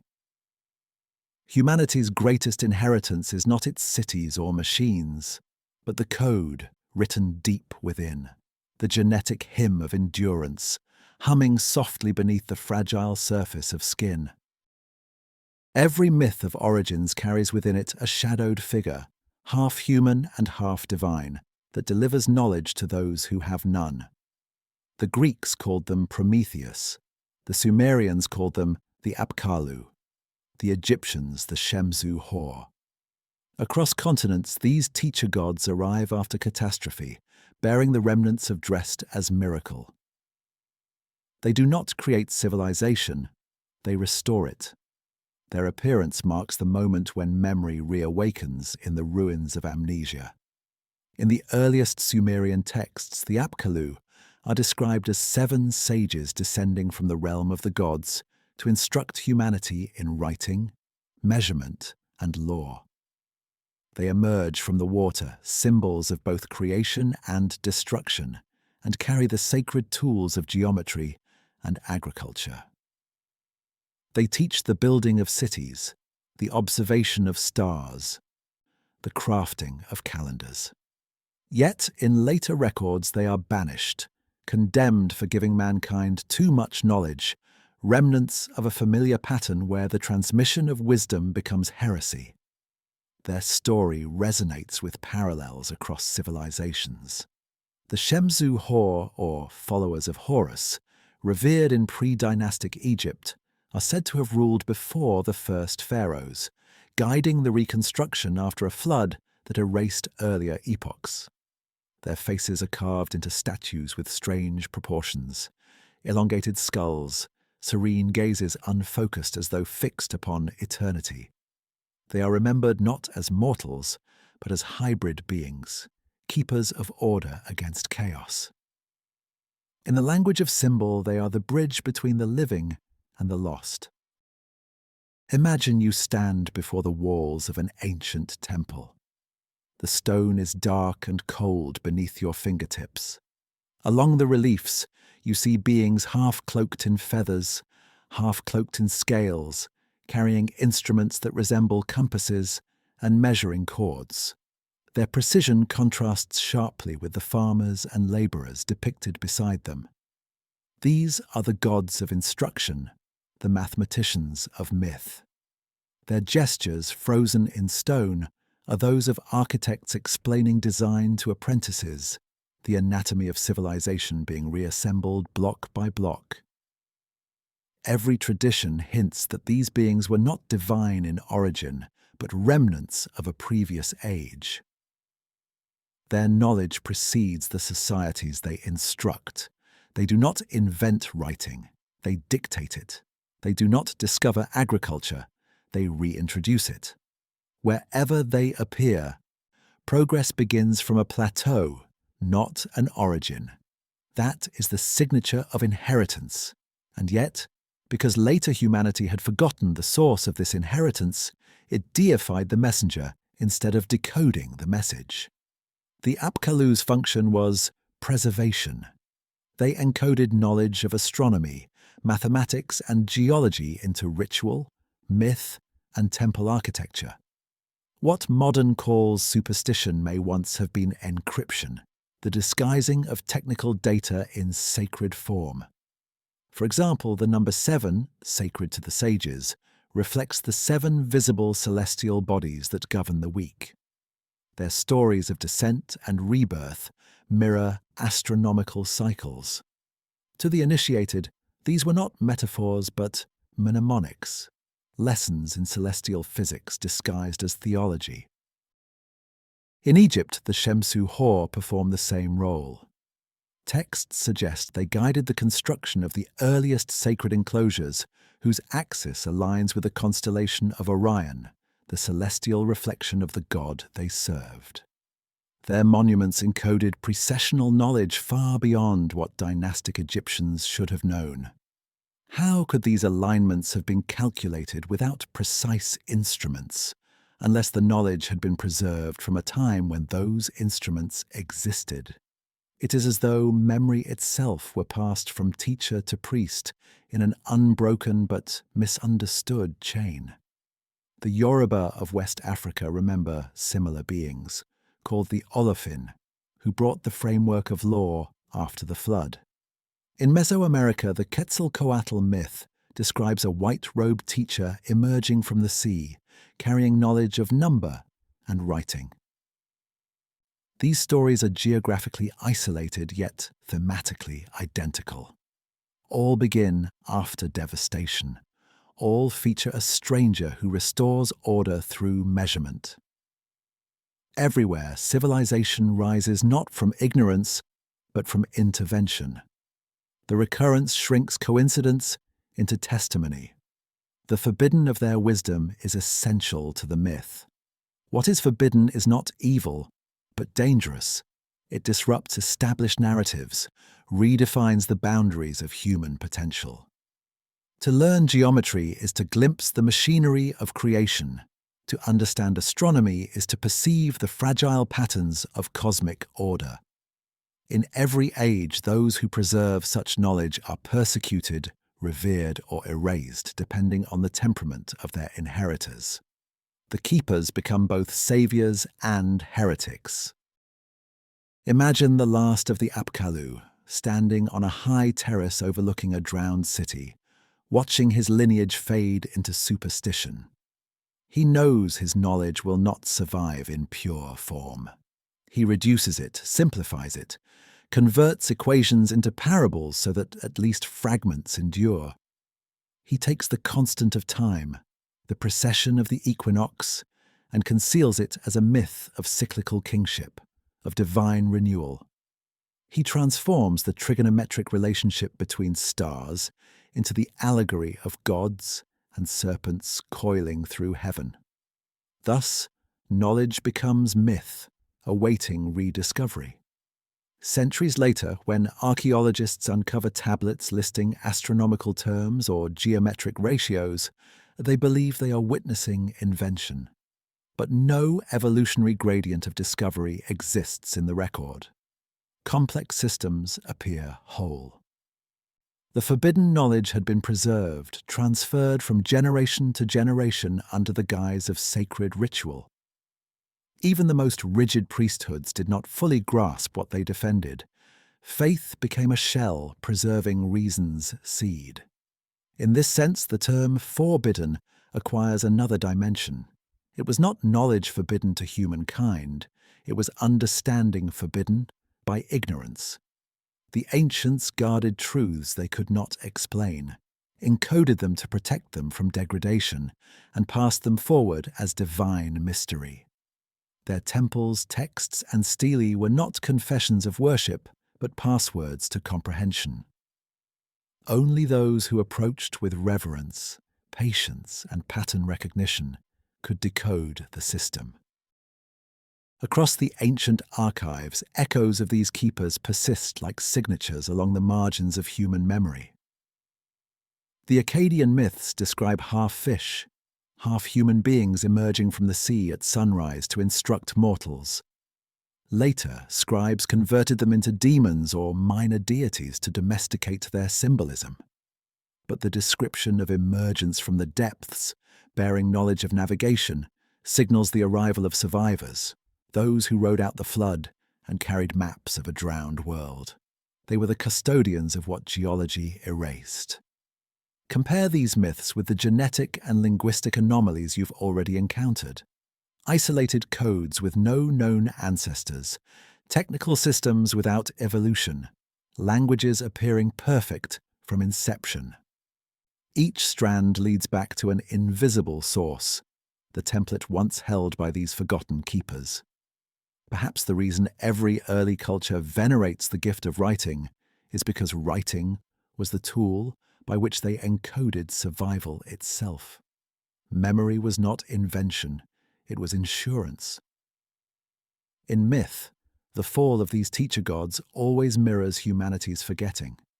Once their lessons ossify into ceremony, they retreat into oceans, into mountains, into the stars. The wisdom remains, but the interpreters lose fluency. What was once physics becomes worship. What was measurement becomes prayer. Humanity keeps the shape but forgets the reason.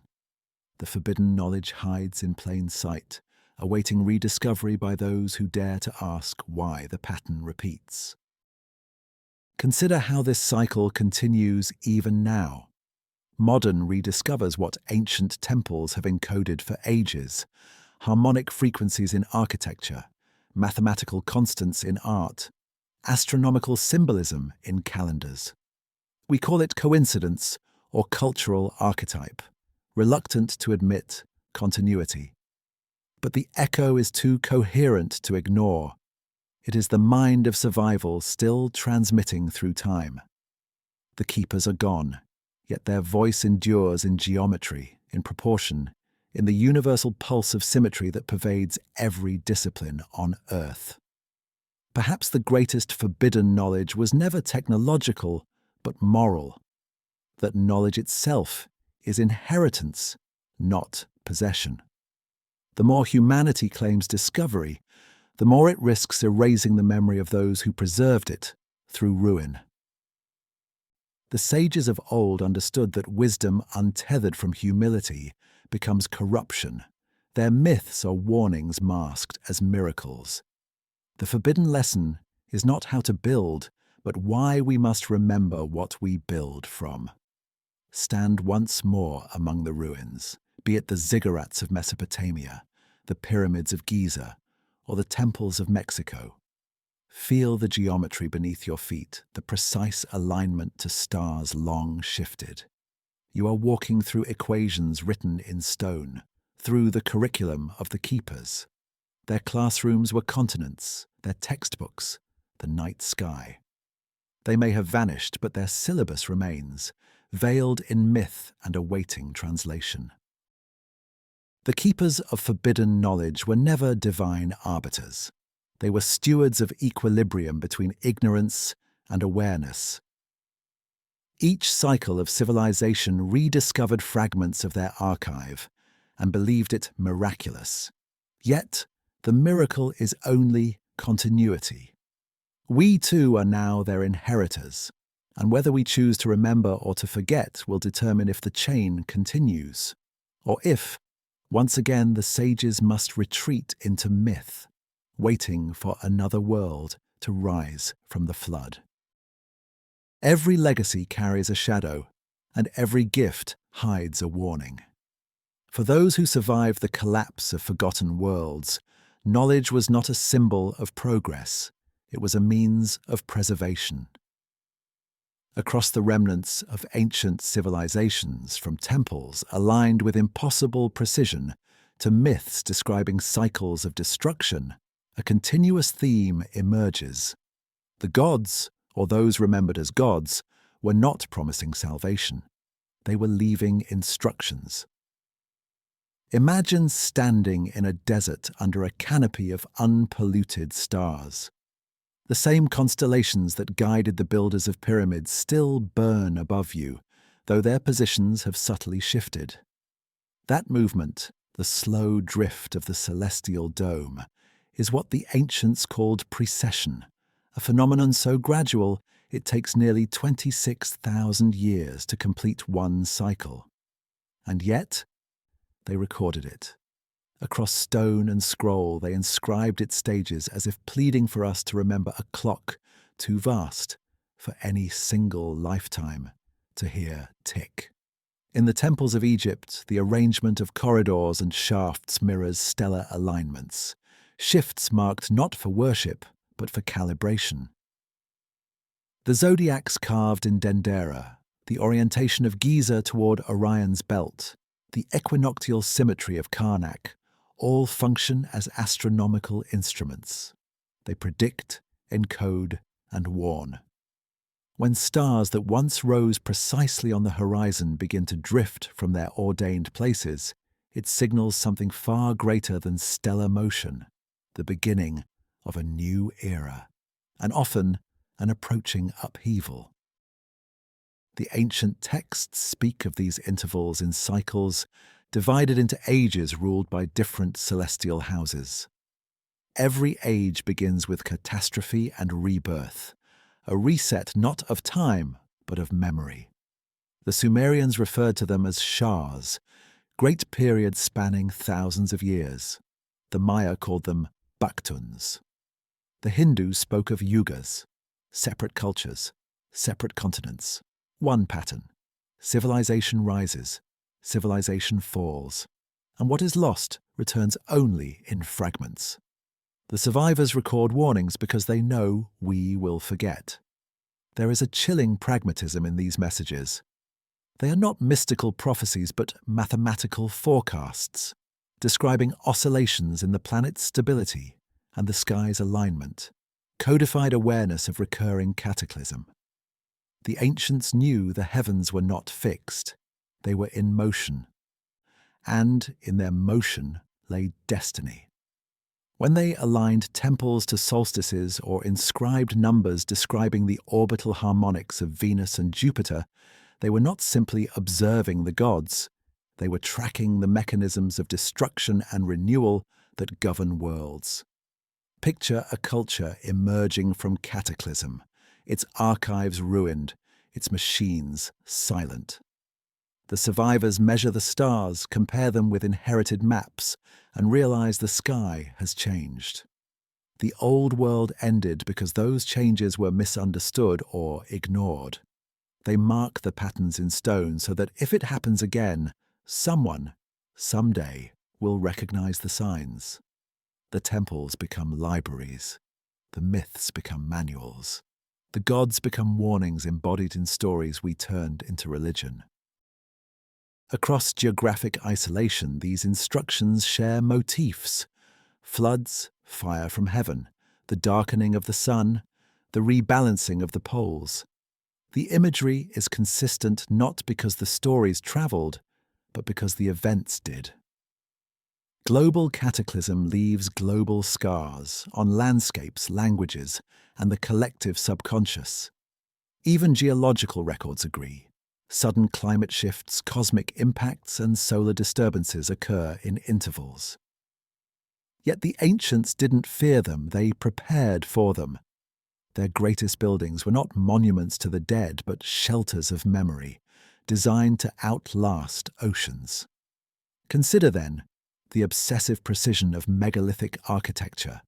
At sites scattered from Peru to Turkey, builders labored to align stones with solstitial horizons, millennia of work for a function modern scholars dismiss as symbolic.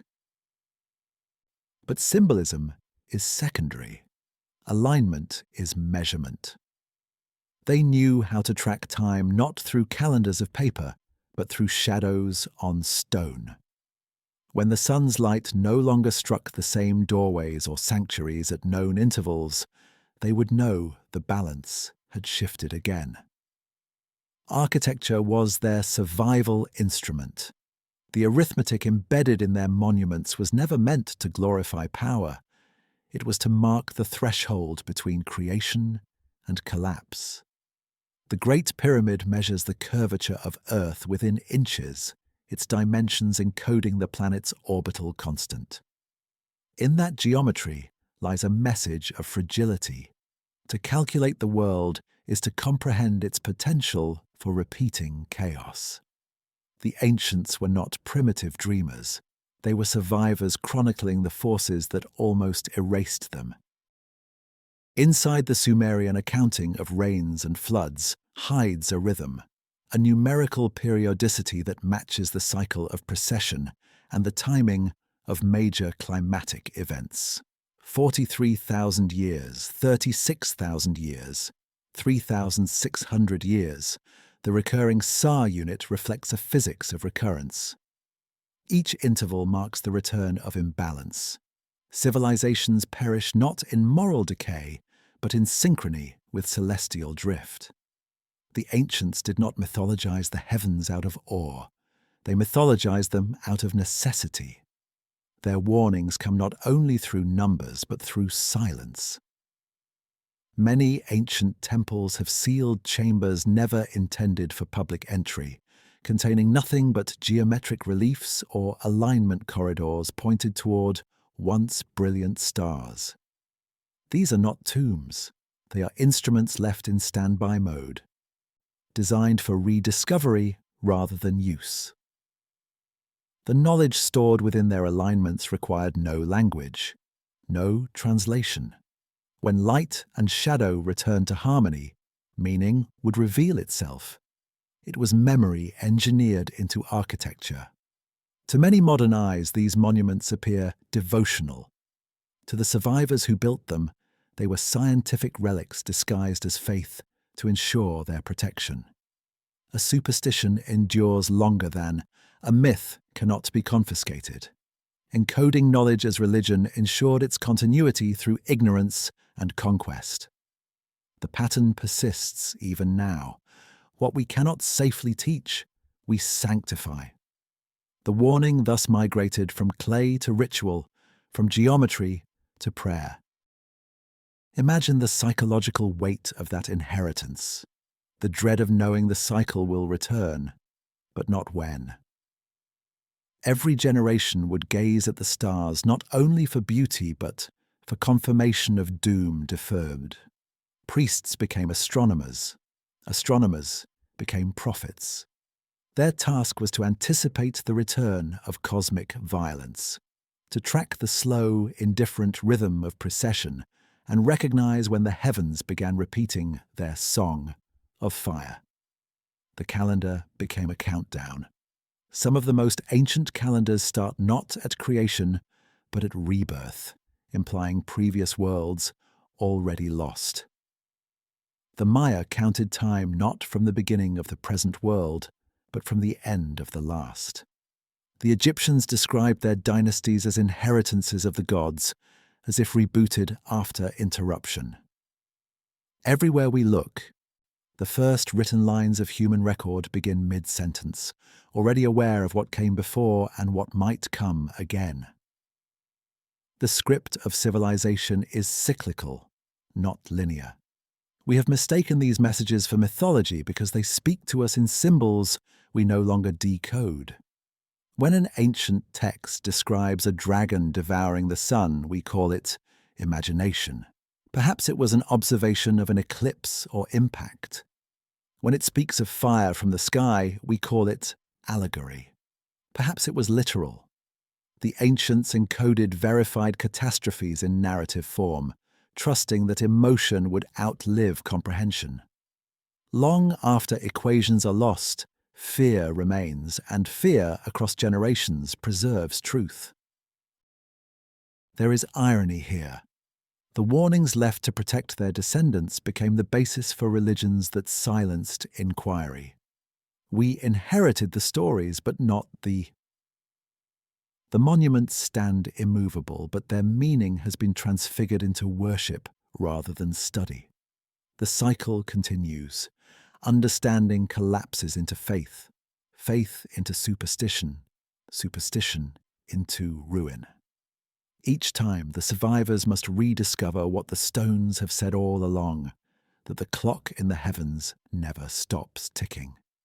To look upon these warnings now is to feel a subtle unease. The same celestial alignments the ancients feared are returning. The Earth's climate trembles again on the axis of instability.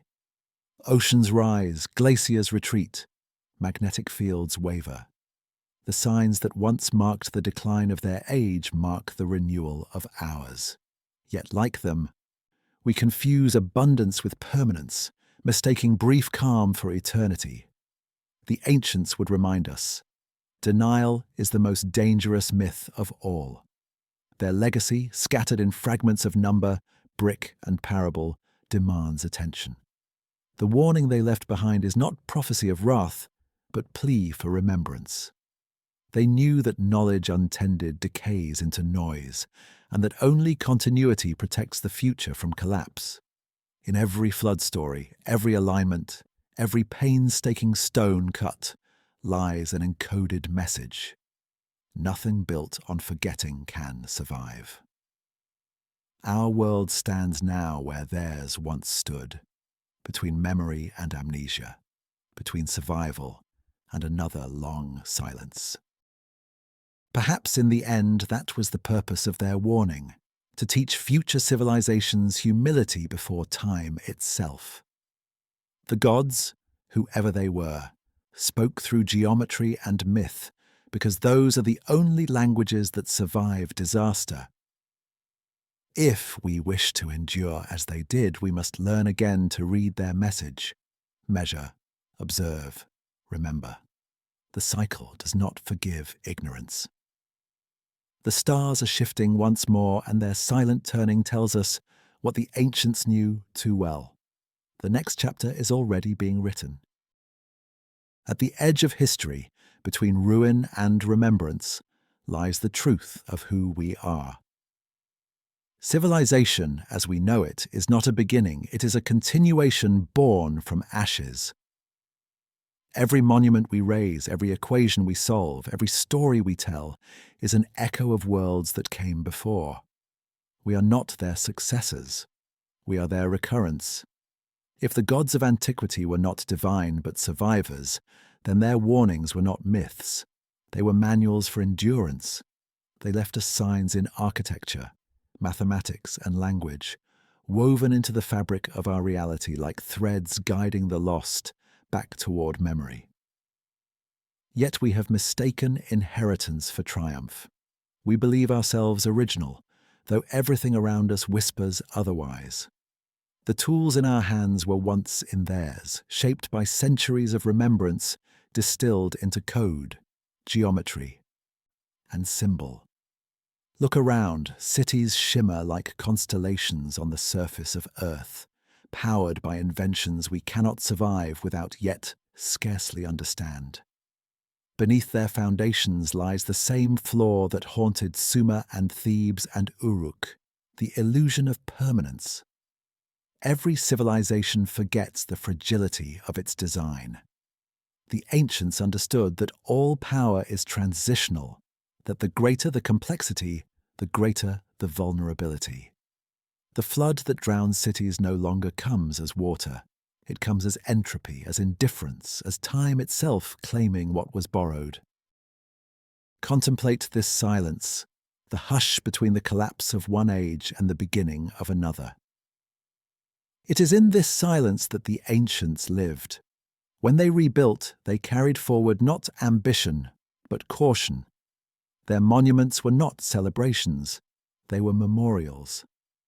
Every stone carried two meanings, one for the gods they remembered, another for those who would follow. The message was constant. Do not forget how easily the world breaks. The fragmentary texts from Sumer speak of restoration rather than invention. Their laws reference earlier codes. Their mathematics recalls prior patterns. Even their myths of divine kings, floods, and lost wisdom are repetitions of older voices. This recursive memory forms humanity's deepest rhythm. We rediscover, redisguise, and repeat. Civilization is not linear progress, but a spiral, ascending and collapsing through the same eternal curve. The ancients did not seek to escape this cycle. They sought to make each iteration endurable. Our tragedy is that we have forgotten the humility of that vision. We build as if our structures were immortal, our knowledge incorruptible. Yet one alignment of the heavens, one fracture beneath the sea, one silence in the sun could undo it all. The ancients lived with that awareness as constant companion. Their temples faced the skies not out of worship alone, but out of vigilance. They measured the motion of the stars because they knew that in those movements lay their fate. Imagine a Sumerian scribe watching floodwaters recede around the ruins of his city. He inscribes on wet clay the laws of survival, laws he did not write, but simply reclaims from memory. His stylus moves slowly, each mark a quiet restoration of equilibrium between human ambition and the gods of the earth. He knows that one day his tablet will crack, crumble, and vanish. Yet he writes anyway, not for eternity, but for continuity. That impulse to record, to remember, to warn, defines the lineage we call civilization. The fragility we inherited is not weakness. It is the cost of consciousness.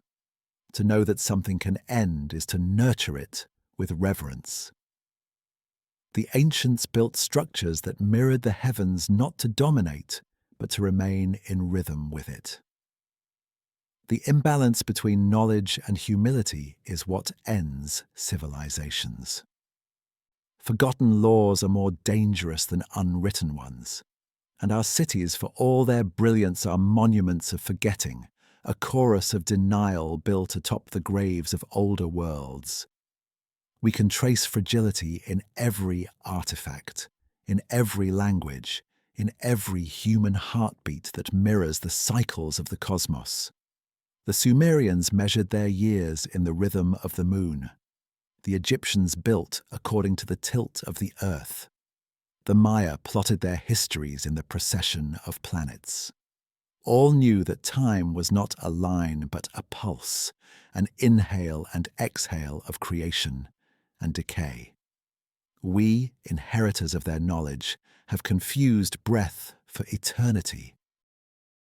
In our modern arrogance, we have restored the same conditions that undid them all. We extract the wealth of the earth faster than it can recover. We alter climate patterns once symbolized as divine wrath. We build towers that scrape the sky, as though height could transcend vulnerability. Yet every skyscraper is only a modern ziggurat, and every machine a new inscription of the old era, forgetting that the past was a warning, not an achievement. Consider how the ancients treated memory. To them, knowledge was sacred because it could be lost. To teach was not a profession, it was ritual. Writing itself was a form of prayer, a method of anchoring truth against the current of oblivion. They built to last because they had seen what impermanence did to souls. The fragility they inherited from their predecessors made them caretakers, not conquerors. We, inheritors of their inheritance, have reversed that covenant. Every civilization's greatest achievement is not what it builds, but what it teaches those who come after. The Egyptians left proportion, the Sumerians left language, the Greeks left form. What will we leave? Our monuments are made of electricity and data, intangible, weightless, already fading. Information, unlike stone, corrodes in silence.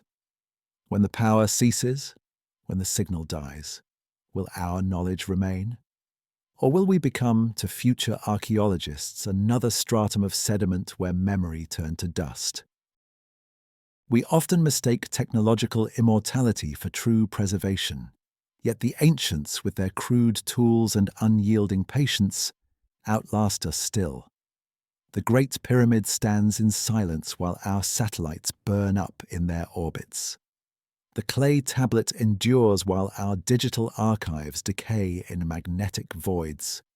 The fragility they carried taught them permanence through material humility. They built slowly, with purpose, aware that greatness means nothing without endurance. They built not for the living, but for the remembering. If all our progress were erased tonight, what patterns would remain? The same stars turn overhead. The same mathematics guides their rising. The same geometry could be rediscovered by those who endure. Knowledge once lost can be regained, but only if encoded deeply enough in the fabric of the world. The ancients succeeded because they hid their warnings in plain sight, inscribing eternity into the motion of the heavens and the proportion of stone. We must now decide where we will inscribe ours. Perhaps it is no accident that every myth ends with silence. The flood recedes, the gods depart, the survivors rebuild. Civilization does not vanish, it resets.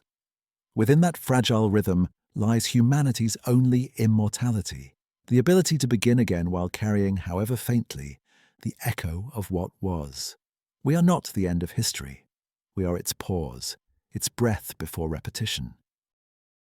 So here at the edge of understanding, where myth collapses into and dissolves into awe, we stand at the same threshold the ancients once faced. Their warning is clear, written across continents and epochs. Do not mistake remembering for knowing. Do not mistake progress for wisdom. Measure but remain humble. Build but understand why you build. The civilizations that forgot became myths. The ones that remembered became gods. The fragility we inherited is not curse but invitation. To live with reverence, to build with foresight, to teach as though the world may one day need to start again. For that is the secret the ancients delivered through stone and silence. Survival is not strength, it is stewardship.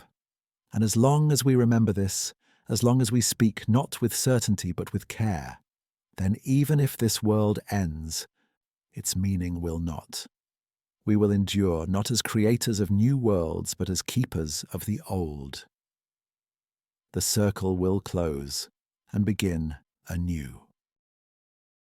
If you enjoyed the video, hit the like button, subscribe, and activate notifications so you don't miss our next videos.